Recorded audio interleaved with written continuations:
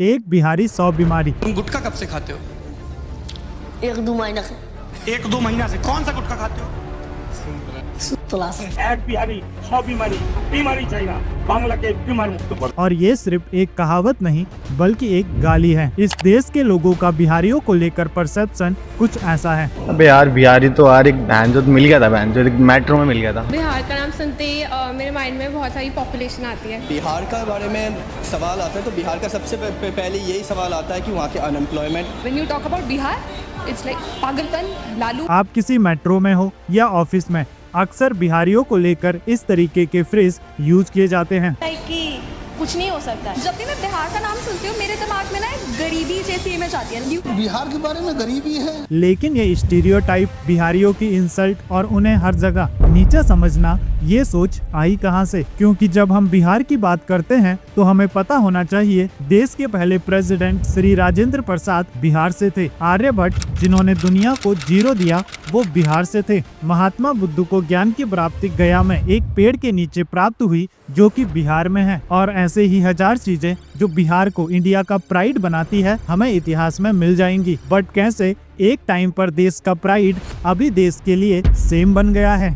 बिहार के हैं हम, पर हमको बिहारी मत कहना, क्योंकि समाज में ऐसा फैला है बदहाली, बिहारी होना हो गया है गाली। रिसेंटली मेरे एक दोस्त की पोस्टिंग बिहार में आई तो उसने अपनी जॉब ही छोड़ दी, पर बिहार नहीं गया। वो छोड़ो, अगर आपकी ट्रेन भी बिहार से होकर किसी दूसरे स्टेट में जा रही है तो भी आपके अंदर डर बना रहता है।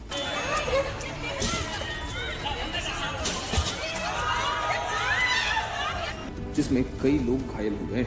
ये किसी एक या दो स्टेट की बात नहीं है बल्कि पूरे इंडिया में बिहारी लोगों को नीची नजर से देखा जाता है। बिहार और उत्तर प्रदेश को क्योंकि वहाँ से क्राइम बढ़ते जा रहा है और वहाँ के जो 2 स्टेट्स है वो ये सारी चीजें कंट्रोल नहीं कर पा रहे। हम लोग के बच्चे बिहार के बाहर जाते हैं, जिसको मन होता है वही गाली दे देता है, कहता है बिहारी मतलब बुर्बक, बिहारी मतलब अनपढ़, ये सब बिहारी गाली बन गया है। आप चाहे दिल्ली में हो, महाराष्ट्र में हो, पंजाब में हो या तमिलनाडु में, बिहारी वर्ड का यूज गाली की तरह किया जाता है। लोग हमेशा बिहारियों को अनएजुकेटेड, पुअर और इल मैनर्ड समझते हैं। पिछले कुछ सालों में कई ऐसे केसेस हुए हैं जिन्होंने देश को शर्मिंदा किया है। ऐसा ही एक केस राजेश मांझी का 2022 में केरला में एक 36 साल के माइग्रेंट राजेश मांझी जो बिहार का रहने वाला था, सिर्फ चोरी के शक में उसे पीट कर मार दिया जाता है। लोग उसे चोर और आउटसाइडर कह रहे थे। उसका क्राइम क्या था? बस एक स्टीरियोटाइप, वो बिहारी है तो चोर हो सकता है। 2018 में गुजरात में बिहारी लोगों पर कई बड़े बड़े अटैक्स हुए थे और हिस्ट्री तो इससे भी डार्क है। 2000 में असम में कई बिहारी लोगों को मार दिया गया और उनका क्राइम बस इतना था कि वे बिहारी थे। आखिर क्यों अपने ही देश में एक बिहारी को इतना डर और डिस्क्रिमिनेशन फेस करना पड़ता है? देखिए, अगर आप किसी से भी पूछते हैं बिहार का नाम सुनते ही आपके माइंड में क्या आता है तो जवाब कुछ ऐसे होंगे: पॉवर्टी, अनएम्प्लॉयमेंट, लेबरर्स, पान गुटखा और जंगल राज। बिहार के लोग कहीं भी थूक देते हैं और अनहाइजीनिक होते हैं। ये सब बातें कॉमन परसेप्शन बन चुकी है, लेकिन ये परसेप्शन बना कैसे? इसका सबसे बड़ा रीजन है माइग्रेशन। गवर्नमेंट डेटा के अकॉर्डिंग इंडिया में टोटल माइग्रेशन वर्कर्स में 25% बिहारी हैं। ऐसा नहीं है, ये माइग्रेशन अभी स्टार्ट हुआ है। इसकी शुरुआत मुगल पीरियड से हुई थी जब बिहारी लोग मुगल आर्मी में रिक्रूट होते थे, बट असली माइग्रेशन ब्रिटिश राज के दौरान स्टार्ट हुआ। अंग्रेजों ने बिहार के कुछ एरियाज को बैकवर्ड छोड़ दिया और कुछ एरियाज को डेवलप किया, जिससे एक इकोनॉमिक इम्बैलेंस क्रिएट हो गया। इसके बाद 1960 में जब पंजाब और हरियाणा में ग्रीन रेवोल्यूशन आया तो वहाँ मजदूरों की जरूरत पड़ी, और जब 80s में मशीन्स का यूज बढ़ने लगा तो सिटीज लाइक दिल्ली, मुंबई, कोलकाता, यहाँ लेबरर्स की डिमांड बढ़ने लगी और लोग बिहार से इन सिटीज की ओर जाने लगे। आज बिहार के 90% सीजनल माइग्रेंट लेबरर्स दूसरे स्टेट में काम करते हैं। ये बिहारी मजदूर लोग कंस्ट्रक्शन से लेकर एग्रीकल्चर तक हर जगह इंडिया की इकोनॉमी को सपोर्ट कर रहे हैं। बट इस मास माइग्रेशन की वजह से पूरे इंडिया में बिहारी लोगों की इमेज एक पुअर और अनएजुकेटेड वर्कर वाली बन गई है। पूरे इंडिया में इस स्टीरियोटाइप का पॉलिटिकल यूज भी हुआ। 1980 की शुरुआत में महाराष्ट्र पॉलिटिक्स में बिहारियों के टुवर्ड डिस्क्रिमिनेशन बढ़ा। बात है एम्प्लॉयमेंट की, अगर कोई मराठी आदमी अगर कल पकड़िए उत्तर प्रदेश में जाए या बिहार में जाए, तो मुझे लगता है कि वहां की संस्कृति, वहां की भाषा उसे आनी चाहिए। वो जो संस्कृति है उसके साथ उसे रहना चाहिए। वहां के जो बच्चे हैं, वहां के जो युवक है, युवती जो है, अगर वहां पे इंडस्ट्री आती है तो पहला प्रेफरेंस उन्हें मिलना चाहिए। क्योंकि उस टाइम मुंबई में सबसे ज्यादा वर्कर्स लोकल के अलावा बिहारी ही थे और इसी टाइम पर भैया वर्ड का जन्म हुआ, जो यूपी और बिहार के लोगों के लिए यूज किया जाता था। पंजाब के फॉर्मर सीएम चरणजीत सिंह चन्नी ने तो एक बार ये तक कहा था, हम यूपी, बिहार और दिल्ली के लोगों को अपने स्टेट में घुसने तक नहीं देंगे।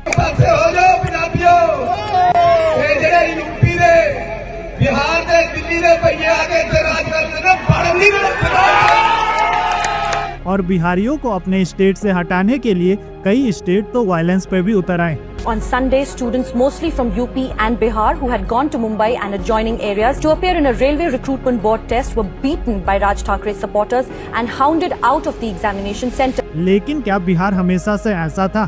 क्या बिहार के पास बस यही आइडेंटिटी है? बिल्कुल नहीं। जितनी शानदार बिहार की हिस्ट्री है, शायद ही किसी और स्टेट की हो। The land of enlightenment. Bihar वो जगह है जहाँ सिद्धार्थ गौतम बुद्ध बने।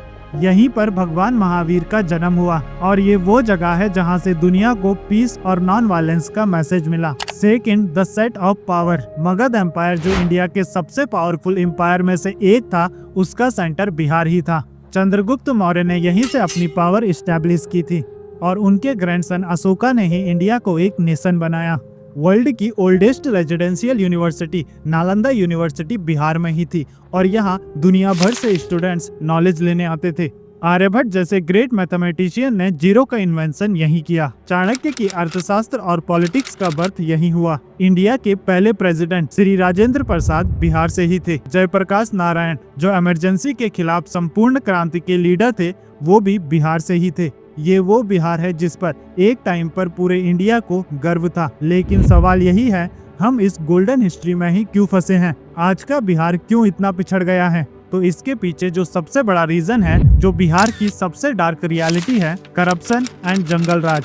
आज का बिहार एक अंडर डेवलप्ड और पिछड़ा हुआ स्टेट है। गरीबी और इलिटरेसी में बिहार इंडिया में नंबर 1 पर है। इंडिया का लिटरेसी रेट 74.04% है, जबकि बिहार का लिटरेसी रेट 61.8% है, जो इंडिया में सबसे कम है। और एजुकेशन ही नहीं, हेल्थ इंडिकेटर्स भी खराब हैं। इन्फेंट मोर्टेलिटी रेट और मैटरनल मोर्टेलिटी रेट पूरे देश में बिहार में सबसे ज़्यादा है और इन सब के पीछे रीजन है decades of bad governance and jungle raj. 1990 और अर्ली 2000 में बिहार में एक ऐसी अनार्की थी जहां किडनैपिंग, एक्सटॉर्शन और मर्डर्स नॉर्मल थे, जिसके कारण इंडस्ट्रीज बंद हो गई और बिजनेसमैन स्टेट छोड़ने लगे और इंफ्रास्ट्रक्चर बिल्कुल जीरो हो गया। इसकी वजह से जॉब खत्म हो गई और लोगों के पास एक ही ऑप्शन बचा, माइग्रेशन का। सबसे दुखद बात तो ये है, सेंट्रल गवर्नमेंट बिहार के उत्थान के लिए, बिहार को आगे बढ़ाने के लिए पैसा देती है। महाराष्ट्र जैसा स्टेट जो इंडिया की जीडीपी में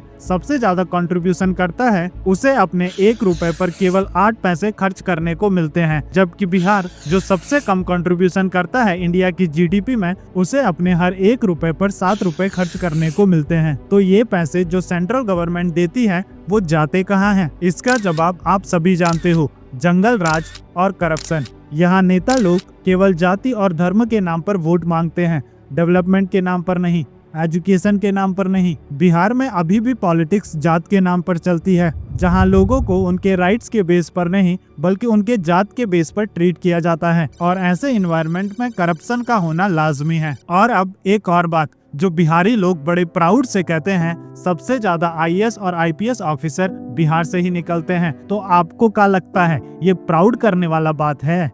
ये सफलता नहीं बल्कि एक बहुत बड़ी हार का साइन है। इसका सीधा सा मतलब है बिहार में कोई प्राइवेट इंडस्ट्री है ही नहीं और ना ही कोई आईटी हब है, तो लोगों के पास गरीबी से बाहर निकलने का एक ही ऑप्शन बचता है, गवर्नमेंट जॉब्स। आईएएस और आईपीएस की तैयारी में स्टूडेंट अपनी पूरी लाइफ लगा देते हैं, क्योंकि उनके लिए ये बस एक गवर्नमेंट जॉब नहीं, एक स्टेटस सिंबल है। ये वो विशियस साइकिल है जिसमें बिहार आज भी फंसा हुआ है। करप्शन की वजह से कोई इंडस्ट्री नहीं आती, इंडस्ट्री ना हो तो जॉब्स नहीं है, जॉब्स ना होने की वजह से लोग गवर्नमेंट जॉब्स की ओर भागते हैं और गवर्नमेंट जॉब की वजह से दहेज और सोशल इनइक्वालिटी समाज में बढ़ती है। तो सवाल यही है, इस साइकिल को ब्रेक कैसे किया जाए? क्या बिहार हमेशा ऐसा ही रहेगा? तो इसका आंसर है बिल्कुल नहीं। बिहार को इस दलदल से निकालने के लिए केवल गवर्नमेंट को नहीं बल्कि हम सबको सोचना होगा, हम सबको आगे बढ़ना होगा।